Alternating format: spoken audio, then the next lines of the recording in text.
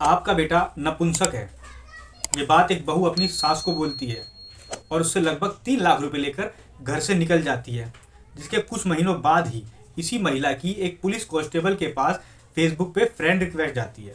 वो कांस्टेबल इसकी friend request को देखता है और उसे एक्सेप्ट कर लेता है, जिसके बाद उस कांस्टेबल के बुरे दिन चालू हो जाते हैं। दोस्तों, आज की जो एक कहानी है इसी महिला के ऊपर है। इससे पहले नमस्कार दोस्तों, मेरा नाम अरविंद है और आप देख रहे हैं मेरा चैनल द रियल स्टोरी। दोस्तों, अगर आप मेरे चैनल पर नए हैं तो प्लीज़ मेरे चैनल को लाइक कीजिए, शेयर कीजिए और सब्सक्राइब कीजिए।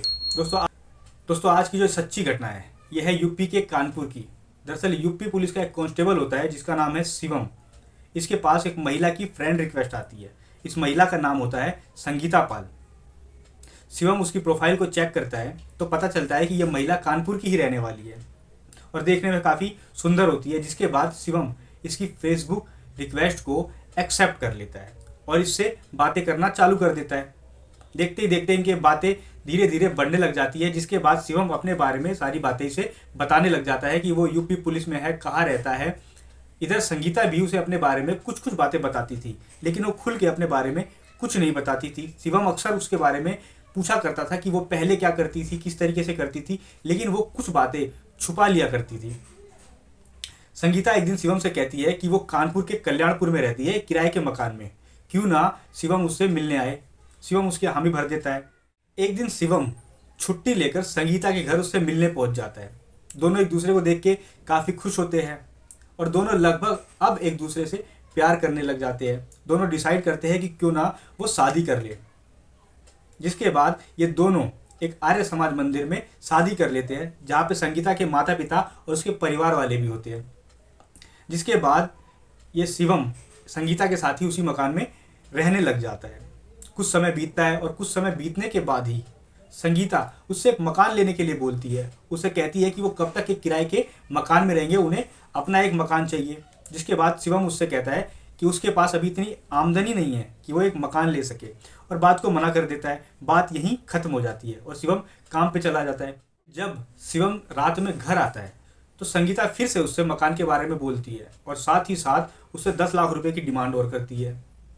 शिवम इस बात को पहले तो इग्नोर कर देता है, लेकिन संगीता बार बार और रोज आए दिन उससे मकान और 10 लाख रुपए की डिमांड करती थी और अब ये बात शिवम को चुभने लग जाती है। वो काफ़ी परेशान रहने लग जाता है।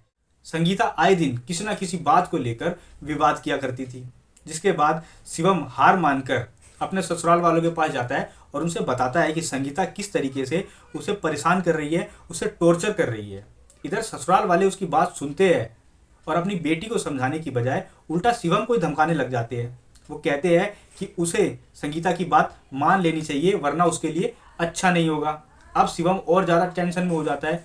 वो यही सोच रहा होता है कि आखिर में संगीता उसके साथ ऐसा क्यों कर रही है। वो वापस संगीता के पास आता है, लेकिन अब तक संगीता को सारी बातें पता चल चुकी होती है कि शिवम उसके घर गया था। जिसके बाद संगीता काफ़ी गुस्सा हो जाती है और अब उसे अच्छे से ब्लैकमेल करने के बारे में सोचती है।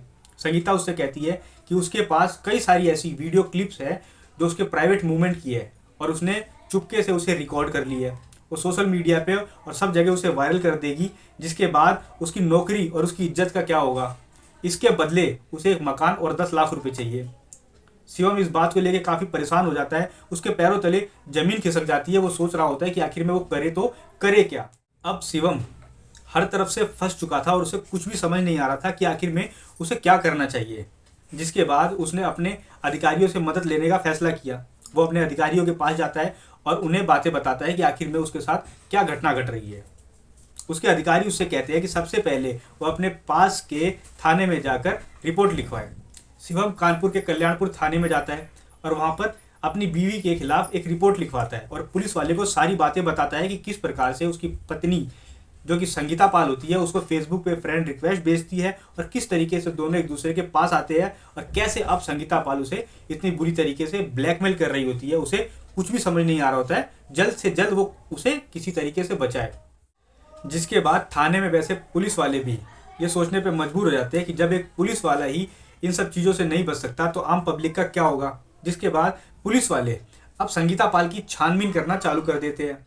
छानबीन में पुलिस वालों को ये पता चलता है कि साल 2017 में संगीता पाल की शादी आनंद नाम के एक व्यक्ति से होती है और लगभग 2 वर्ष तक वो आनंद के साथ रहती है और 2 वर्ष के बाद वो अपनी सास को एक दिन बोलती है कि उसका बेटा नपुंसक है, वो उसके साथ नहीं रहना चाहती। सास लोक लाज के डर से उसे लगभग 3 लाख रुपए देती है और वो 3 लाख रुपए लेकर संगीता पाल वहां से निकल जाती है और कानपुर के एक क्षेत्र है कल्याणपुर, वहां पे किराए के मकान में रहने लग जाती है। पुलिस को अभी इसकी छानबीन कर ही रही होती है। इसी वक्त पुलिस को एक बात और पता चलती है कि संगीता पाल ने पहले भी एक पुलिस वाले को अपना शिकार बनाया होता है। दरअसल ये पुलिस वाला मध्य प्रदेश का रहने वाला होता है और इसका नाम होता है विनय कुमार यादव। संगीता पाल ने इसको भी पहले फ्रेंड रिक्वेस्ट भेजी होती है और उसके बाद इसे अपने जाल में फंसा लिया होता है और लगभग 15 लाख रुपए की डिमांड कर रही होती है।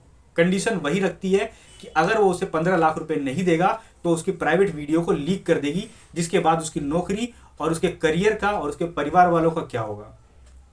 विनय कुमार इस बात को लेके कोर्ट तक जाता है, लेकिन लोक लाज के डर से बाहर ही समझौता कर लेता है लगभग 15 लाख रुपए देकर। दोस्तों, अब इस महिला का शिकार शिवम था, लेकिन शिवम ने वक्त रहते ही इन बातों को अपने सीनियर के साथ कंसल्ट किया और वो इस महिला का शिकार होने से बच जाता है।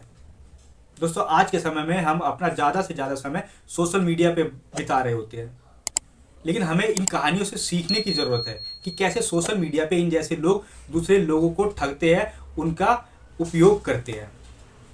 मिलते हैं किसी और कहानी के साथ। नमस्कार।